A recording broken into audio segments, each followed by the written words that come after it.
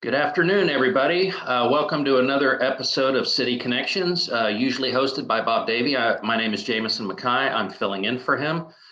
Special guest today is City of Clear Lake Shores Mayor Kurt Otten. So we're going to bring Mayor Otten in and just tell us about Clear Lake Shores, the community. There's a lot of uniqueness to it. So please take it away. Yeah, good afternoon, Jamieson. Thanks for having me here. Clear Lake Shores, we want to thank Clear Lake Chamber of Commerce for having us and appreciate everything they do for the whole community. We're just a little town, just over 1,000 folks and a little greater than half a square mile. And we're nestled between City of Kemah and City of League City on 2094. And we have more boat slips than we have houses. We have about 500 houses in our community, and it's a neat little neighborhood that you could have folks growing up here with your children and basically tell them that don't cross a bridge because you're living on an island, and you can go outside and play. And that's how I remember it being. I grew up in Nassau Bay my whole life and lived in this whole area, so it's neat to still have that capability to have kids running around and outside and playing and stuff like that. And our community continues to thrive off of all of our sales taxes within the businesses that we have here. And we love all of our businesses that are taking care of us in Clear Lake Shores. So you guys are very unique in that you're one of maybe two, and the only one that I know of, but cities in the state that doesn't have an ad valorem tax. So tell us about how that works and what that does for budgeting purposes. So we're very lucky on that standpoint. We do not have the utility overhead with water and sewer. So we're lucky we have WCID number 12 that takes care of us. And so you take that off of our needs or our expenses, and you look at our tax base that's coming in, and it came to such a point that we built up our rainy day fund. And after Hurricane Ike, we've also added some amenities to our area. We've got a swimming pool that we were able to put in through EDC funds, and they've also funded several other things in the city. And it got to the point that we built up the rainy day fund, and in 2012, I believe, if I remember top of my head, they were able to repeal the ad valorem tax to $0 per 100. Or 0 cents per $100. So we've had that in place for about 12 years now, and continued, I think, to dwell well in that area. So we talked a little bit about budgeting. And I hate to bring it up, but we have to talk about it. Talk about how the city adapted to COVID and how you've pulled through and some of the measures that you guys took to make sure that you were going to be solid. Well, hopefully I stay on track here.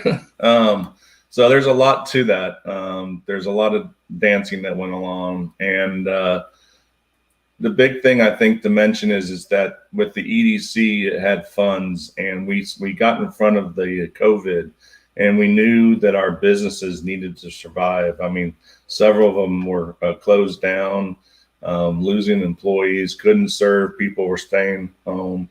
And so what we did is we went out and put a grant together, which is an emergency business retention program.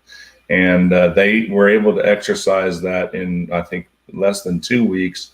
Our city administrator, the whole EDC board helped with that. And they were able to get that out to the businesses within our city and allow them to apply for it. And they could receive up to $25,000. And we got those checks out there pretty quickly to them. And, myself and Mr. Mike Pons helped me roll those out and get those to the folks. And they were very appreciative of it. That helped get those businesses through that hump. And what's kind of interesting is then you start looking at your taxes that come into the city, and they actually were able, we actually increased over the whole COVID timeline. Now that we're going into a year and a half with it's a little different, but over that first year, it was about 9 or 10% increase in sales tax coming into the city. So that's a good thing.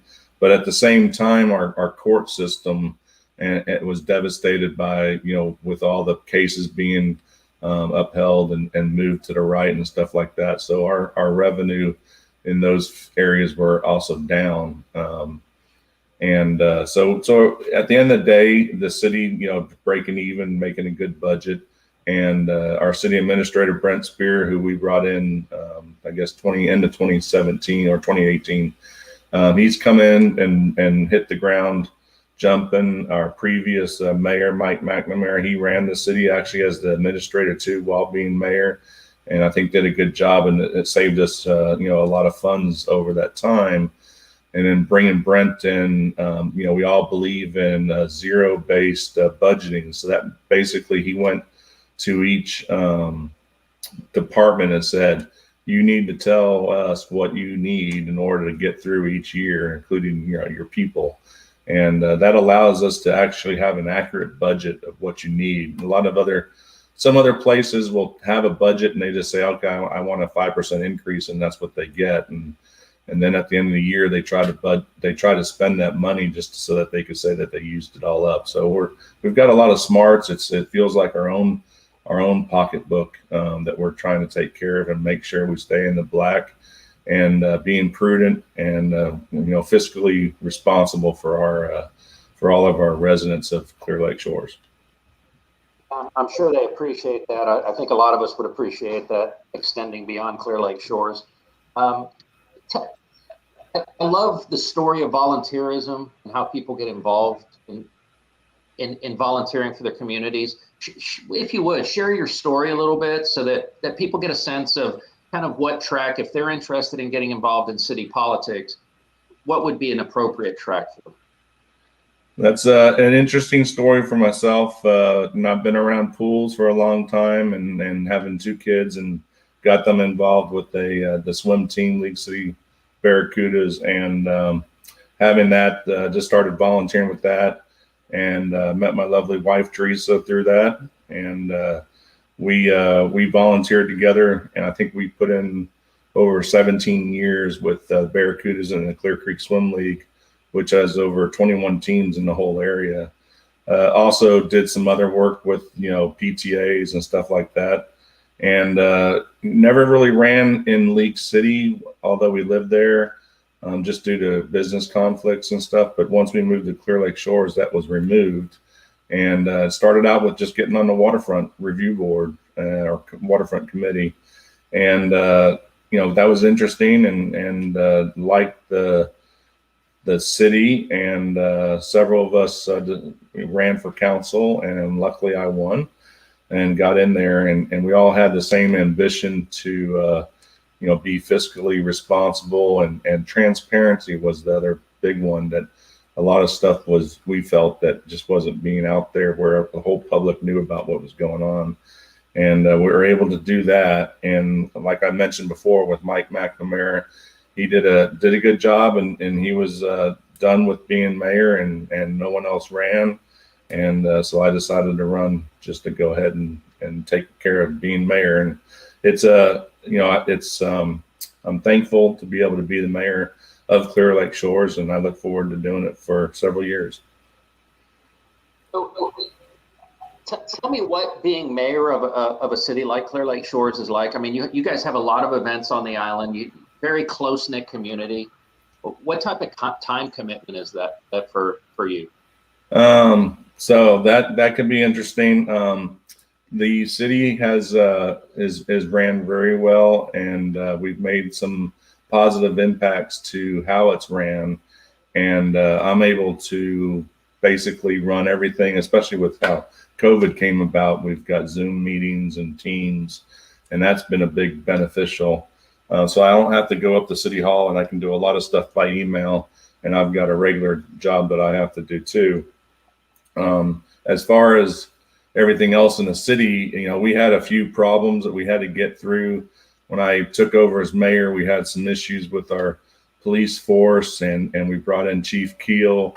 Our previous chief cook retired, and we just taken more of a model of community policing.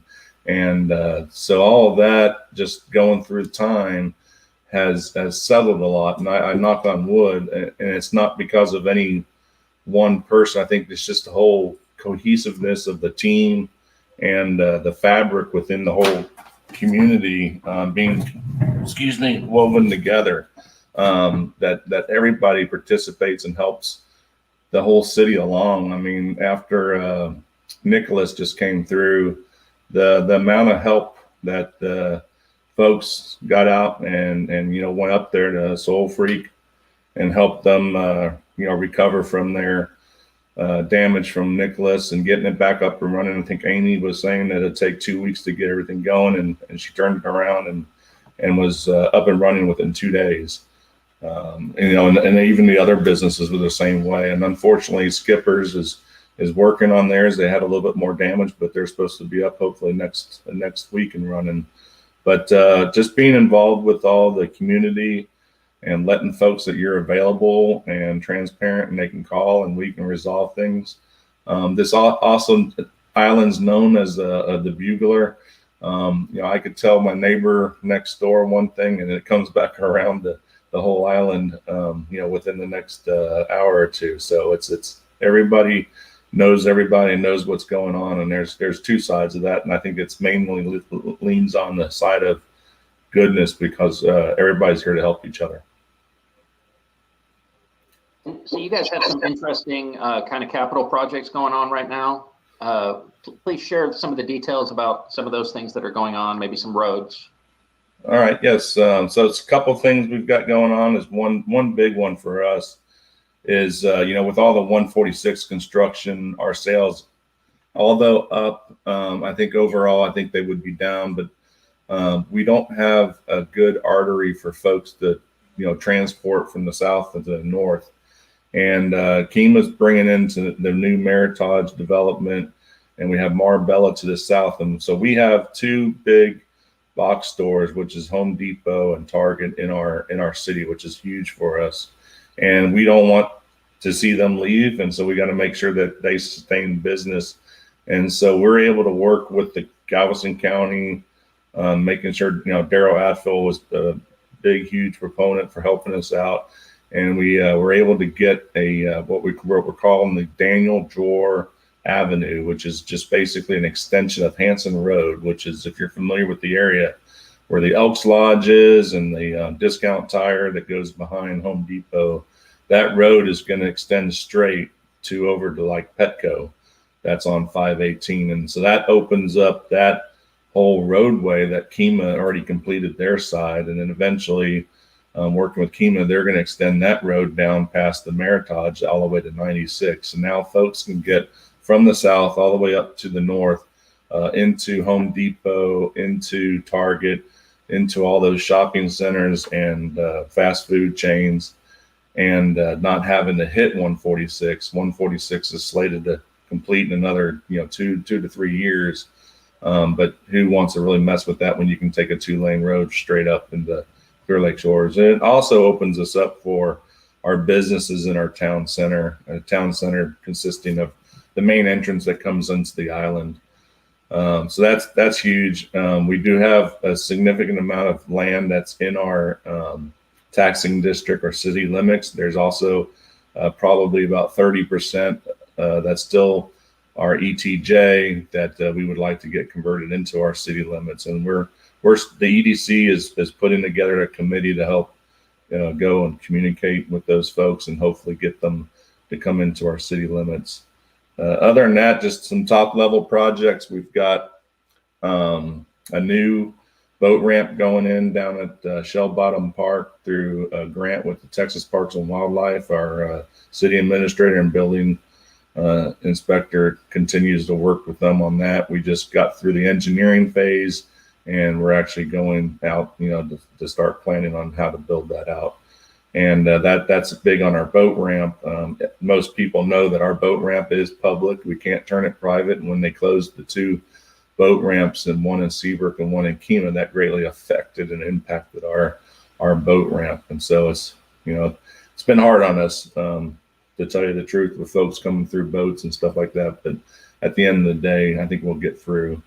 The next one is we had damage from one of the storms last year, where our pier is down at Sundial Park, and we are using some rainy day funds to take care of that. and that's going to be hopefully starting up here in the next few weeks to get that Sundial Park pier replaced. Yeah, and you mentioned you guys are considered the yachting capital of Texas. How important is the Maritime or that part of the business community to Clear Lake Shores? It's real important. We take care of a lot of folks here, and we have Watergate, we have Legend Point. I'm looking out right now at Legend Point, and we also have Portofino. And so I'm sure it's over 1,300 boat slips there just in this area, and more than we do have houses.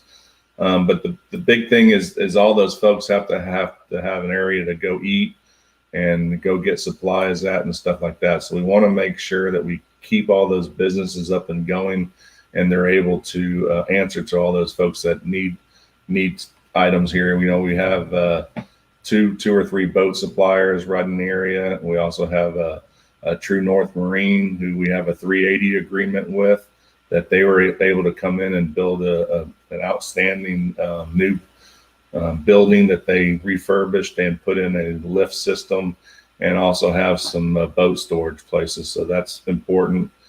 And other than that, just the whole area, that just all dwells well working together to make sure everybody's taking care of everybody. Yeah, and you kind of hit on that a little bit, that you're working in partnership with Kima. You're kind of sandwiched in between two bigger communities.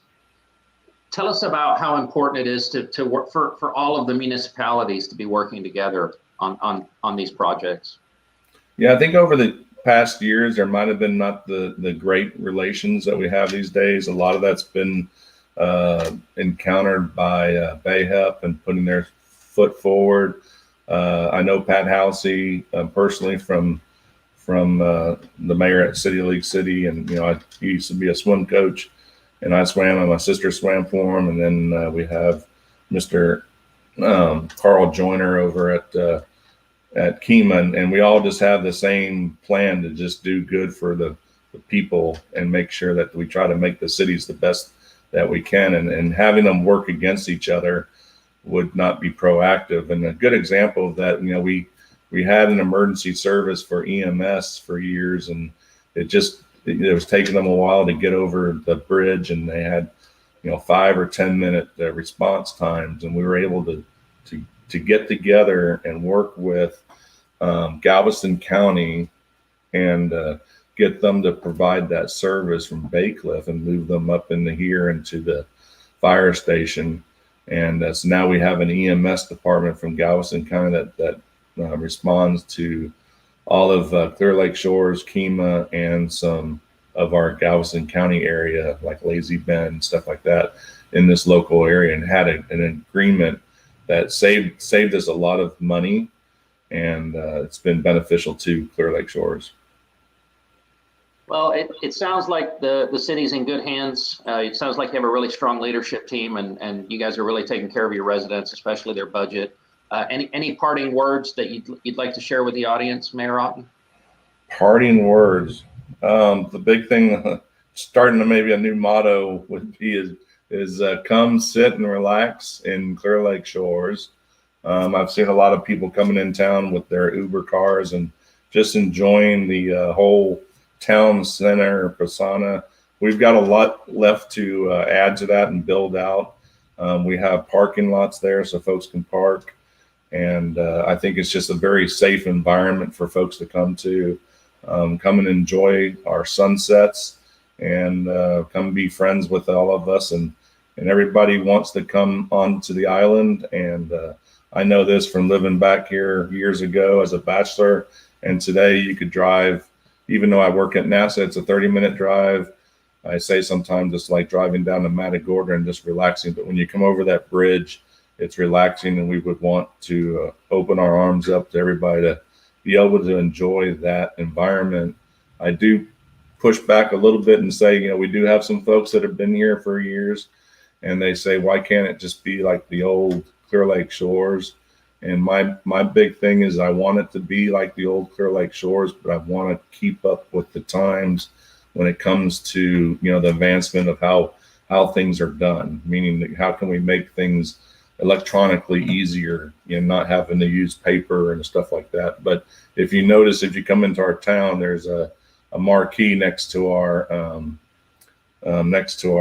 clubhouse, and it's an old style marquee where you put the plastic letters up, and there's no plan to change that out. We don't want electronic for that, so our guys are out there changing that out constantly.